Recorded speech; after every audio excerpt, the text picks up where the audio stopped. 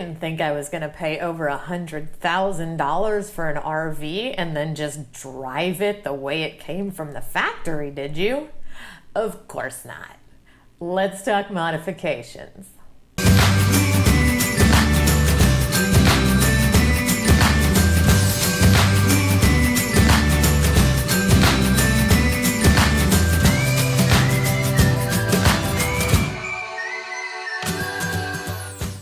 Hey y'all, welcome back to the Ginger Walkabout. First of all, I have to welcome all my new subscribers. I went from 30 to about 150 in like a week, and that is 100% due to the shout out I got from Scott over at Go Small Live Large. He's amazing. He has been so supportive and awesome, and I am humbled by his acknowledgement of my new adventure, and I simply hope to live up to the expectations of all those fabulous subscribers that he has sent my way with his shout out. So welcome. This is my little channel. It's not very old. I'm not great at videos, admittedly. I'm just trying to document my journey, and maybe some people will learn some things along the way that can help them if they decide to do something similar. So I had my RV for, I don't know, a couple weeks, and obviously I was just itching to change things, of course. So this is the first of two videos I'm going to do on the modifications, the mods that I've done so far. So today we're going to start with the external. So the DeBadging, promised y'all a video on DeBadging when I was over at the KOA, and Sumo Springs. I installed those.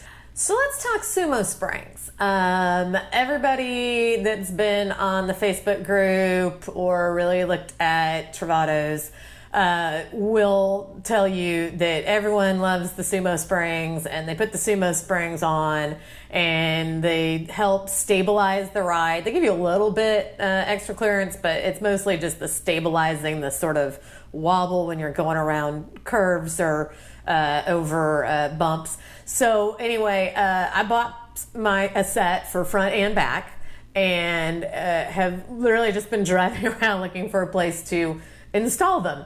And finally I just got sick of it, and I went to the parking lot that I'm keeping it in, which happens to be, I'm a volunteer EMT, happens to be at the rescue squad, and I figured at least if the RV fell on me that, you know, I'd be very close to an ambulance, and maybe the super hot fireman at the station next door would come help. So, you know, it'd be like a lose-win situation.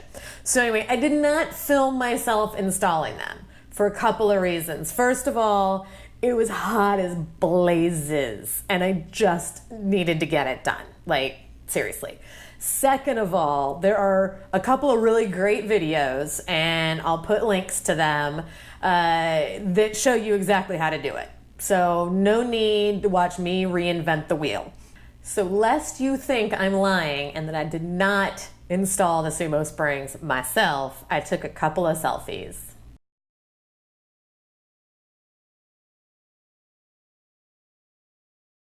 Okay, so a couple of points about the installation. I did use the jack that comes with the Travado.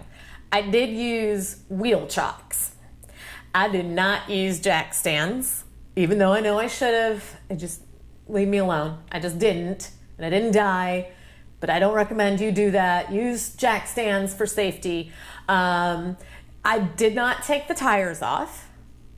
I did have to climb all the way underneath her. So if that freaks you out, or if you're a bigger person and maybe you don't quite fit under there, then that's going to be an issue.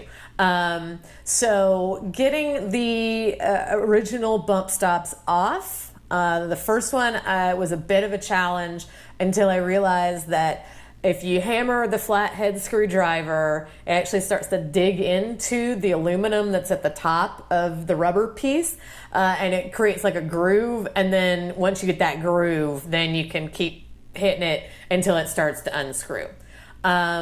So I thought from the video and from doing the first bump stop screwing it back in, not a problem. It seemed like it screwed into the frame. When I went to do the other side on the back, I don't know if they stripped out the frame when they built it, or if there was a nut on the first side that I did that I just didn't notice because it stayed where it was supposed to stay. But anyway, on the second side, when I took off the stock bump stop and I put the Sumo Spring up in there, it just slid right in. I was like, well, that doesn't screw into anything. There's no threads. Like, what the what? And then, so I felt around up inside the frame and there was a nut. And that nut had to sit in the hole, and then you screwed the bump stop into that. But the problem was it was a tight little area, and of course I didn't have the right size crescent wrench. And so it was a mess. I just was like trying to jam stuff in on both sides to hold that nut to keep it from spinning so I could screw the bump stop in. Anyway, I don't know if that was a problem because of something I did, because something that happened in the creation of the Ram ProMaster. I don't know. Look, I was under a van.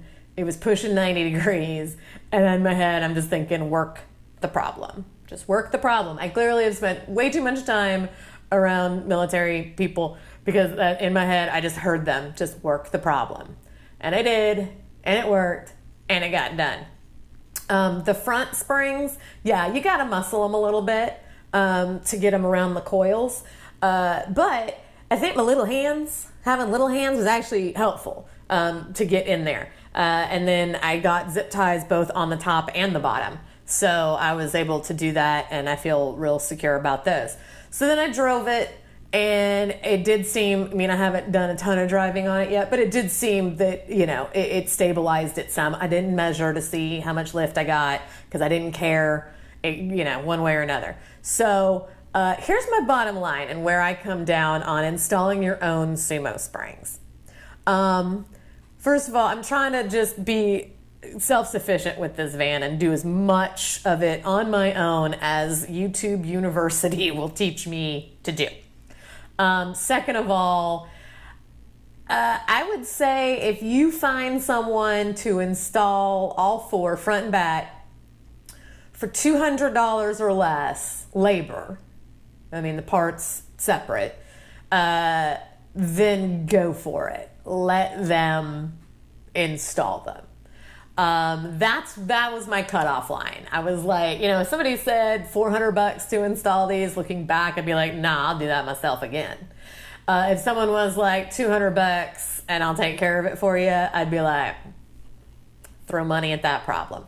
So you take that information for what it's worth. It wasn't hard. It wasn't, you didn't need a degree in engineering to get it done. It was just, you got to jack up a van and climb underneath it and, get up in there and, So, and maybe you wouldn't have the problem with the nut that I did and it would be easier. So that's just my experience. Your mileage might vary. Okay, so the other external modification that I did on the van, as I hinted to in my last video, was I debadged the van. So debadging is where you go around and you basically remove all these stickers and the little plastic chrome words and basically anything on the outside of the van that's been stuck on there through the manufacture process. And it's not because I think I'm gonna be stealth. A lot of people think, oh, you don't want it to say Winnebago because you don't want people to know it's an RV. There's a giant freaking air conditioner on the top of it and vents on the side and hose hookups and a dump pipe hanging out the back. If you think you're stealth, you're lying to yourself. Nobody walks out and looks at my van and goes, oh, that's just a work van. Now, words on the side or no words on the side, nobody is confused as to what they're looking at. They may not know now specifically that it's a Winnebago or that it's a Travato, but it's definitely an RV.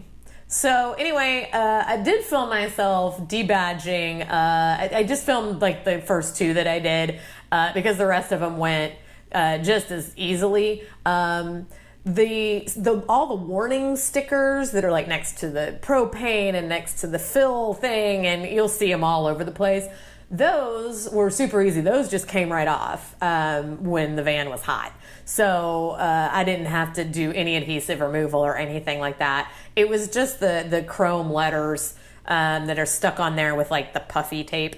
Anyway, if that makes any sense to you. Anyway, so here's a video on how I did that.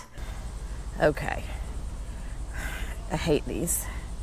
I hate all of this plastic chrome nonsense. So, I've watched the videos about how to debadge. Okay, I can't even get the dental floss open. This is not an auspicious start. Okay. So, I've watched the videos on how to debadge a vehicle. I don't know if she's hot enough yet. I'm just going to start over here with the O and see what happens. Oh, well, that's coming right off. Look at that. Now, the next thing is getting what leftover residue there is. So it probably helps that these guys haven't been on here very long, right? Ow, ow. Right? They haven't been on here all that long. Because this van was only Winnebago born in the past couple of months. I might need to get my gloves on. Okay, let me go get my gloves. Because this hurts. Alright, I'm going to get some gloves. Hang on. Got my gloves.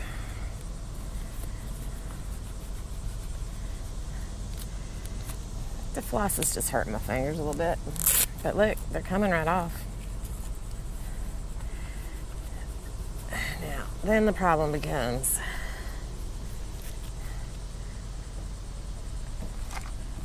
this mess.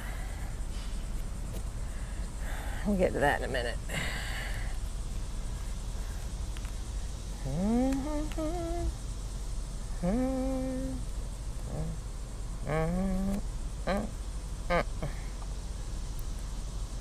Okay, never try to floss your teeth with gloves on. It's very difficult. All right. Bonk.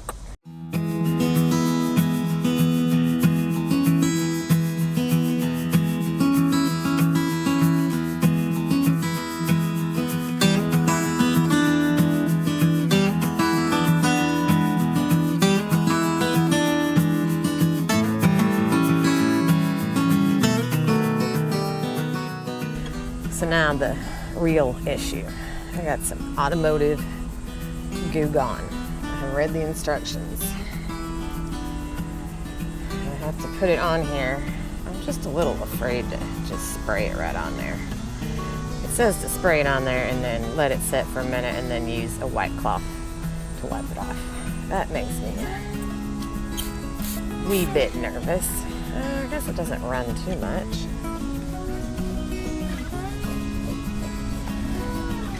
Alright, well, there's nothing. Wipe up the stuff from down there, I guess.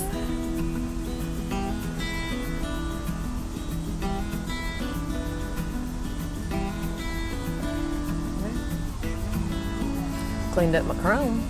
Alright, well, I'll let it wait a minute here. I tried to find plastic razor blades, but that proved impossible.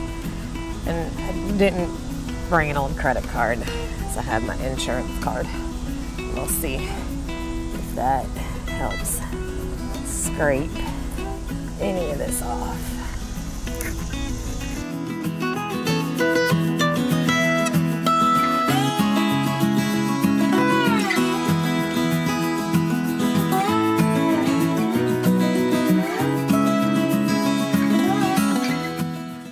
Goo Gone, not so much. Let's try plan B. When in doubt, and all your other little feeble attempts have failed, power tools. So this is a adhesive remover wheel by 3M that I got. It is specifically for automotives. You just attach it to your drill. Let's see what happens.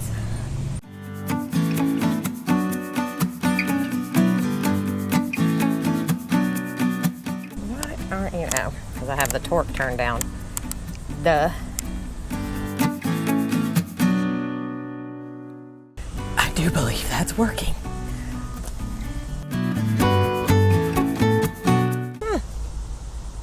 Holy crap, y'all. Look at that. Not gonna lie, y'all. Seems very promising. All right, a little more goo on here. Let's try this. Look at that. Holy shnikes, y'all. I'm gonna give that 2 enthusiastic thumbs up. That's amazing. Let's see, I only got like 15 more to go. The big Travato must go.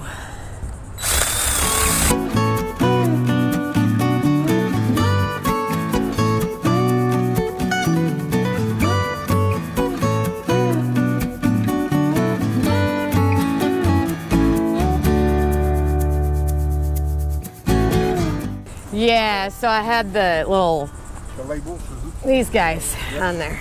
And I don't like them. You don't like them? So I took them off. And now this is helping me get the goo. Is this your full-time home? It will be. About a month. About a month, huh? Yes, sir.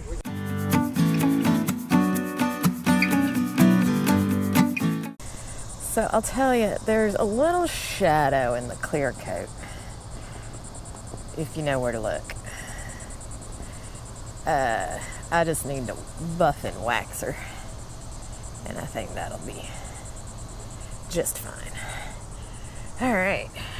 Yeah, like I said, I'm gonna come back over this and get all this goo gone off of here. I don't want it to harden.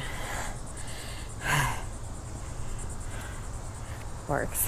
Okay, y'all, so I hope that was helpful. If any of you are considering debadging your own vehicle, you know, Travato or not, with how I did it and how it went, and I think it looks great and I love it.